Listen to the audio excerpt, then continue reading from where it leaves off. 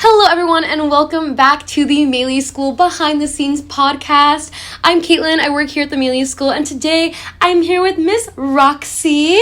Hello, I'm so excited to be here. I'm so excited for you to be here. So Miss Roxy is a Maile instructor. She's also a full-time working actor and new YouTuber. That is so exciting. I'm so excited. Can't wait to have as many videos there to help as many actors as possible. Yay! Okay, so I have a couple questions for you. So my first question is, when did you know you wanted to get into acting? Oh my goodness. So that's a great question. I believe I knew from as young as 2 years old. And it was, I know, back in South America, in Venezuela, and there were church plays, and I always liked to perform. And one of the things my parents had me do was like memorize poetry and recite it in front of the crowd. Ay, qué nítido. I know. And I always knew performing was my passion, and as I went through school, I became a thespian in high school. I knew acting is what lights up my soul, and it never stopped.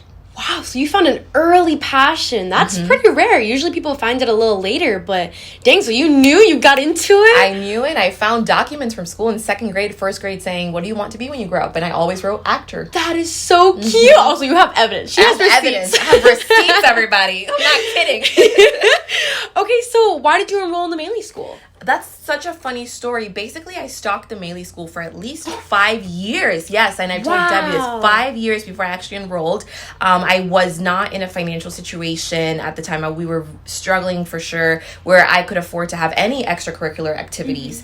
And but I just knew that at one point, Maile was just part of my journey. I had seen the actors who came out of Maile. I knew the reputation Maile had, and I said, this is a place that's going to help me get to the next level. And I'm talking about, I was 13 years old, right? Wow. 13, and I was stalking it. And then when I turned 18, I took my very first class. So it took 5 years, and I became obsessed, and I knew Maile will be my home. That's part of my journey.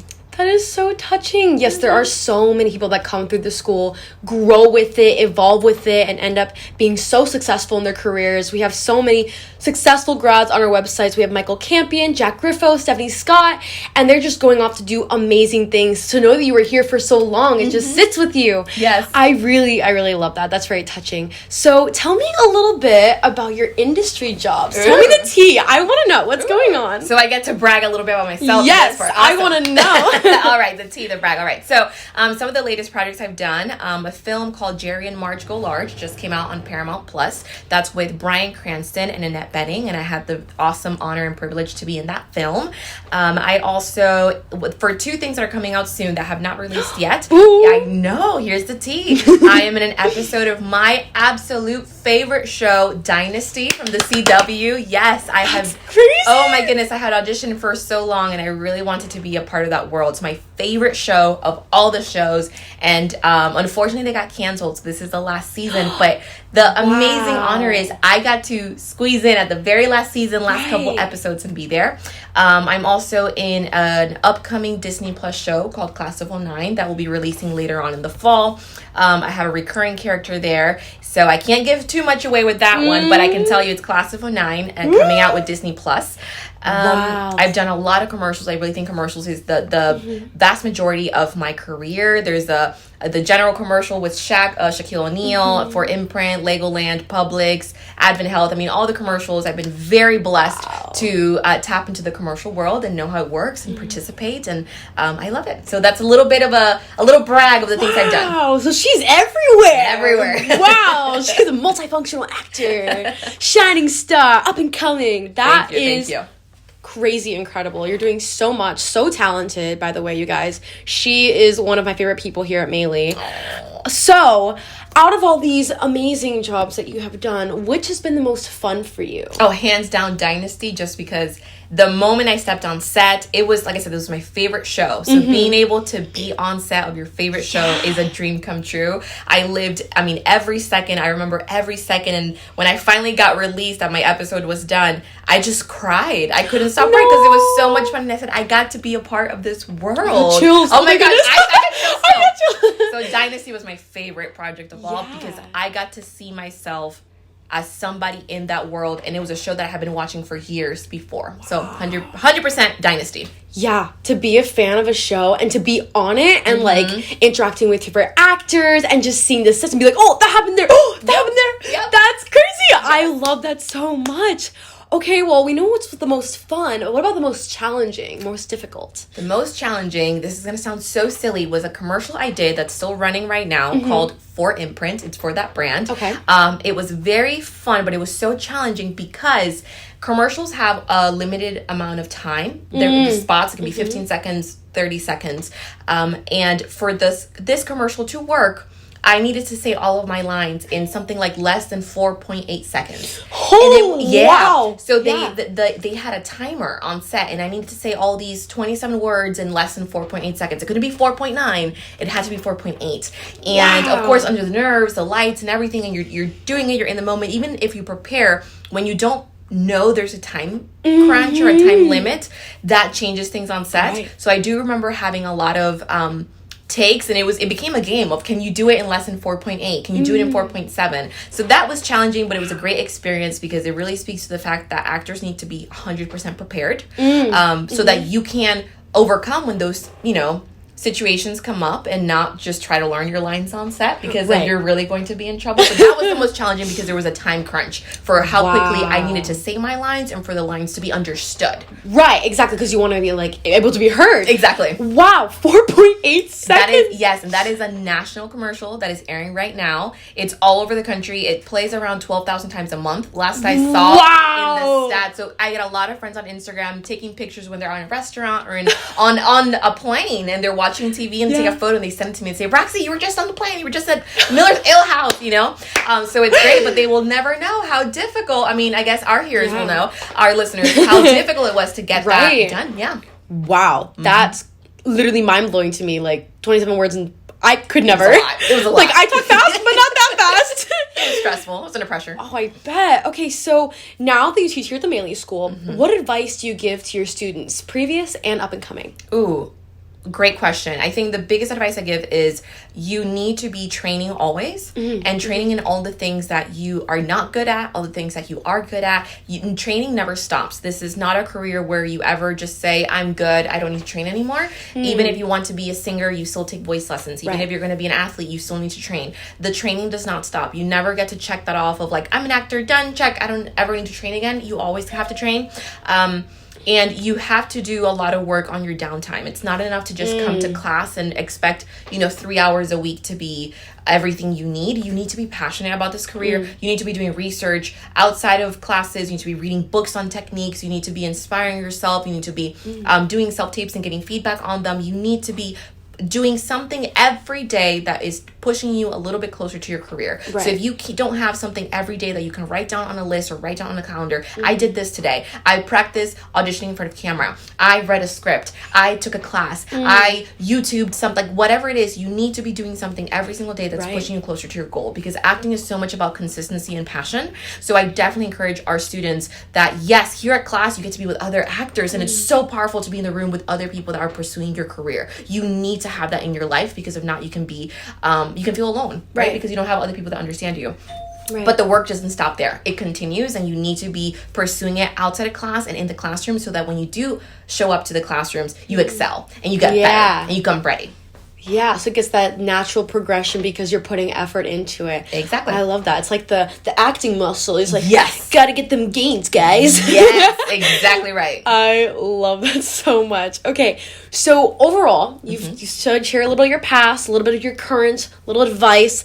What about these next 5 years? What's up and coming? What do you see yourself doing?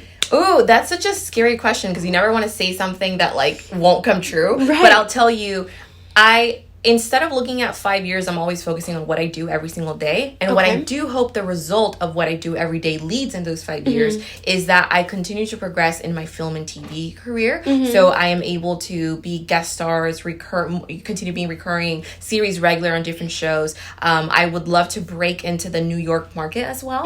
So I'm hoping that in 5 years, I will have doubled my resume with credits and experiences, and but I honestly feel like I am living the dream right now. I get to be a full-time actor. I get to teach for just passion, out of passion and fun, because I love this.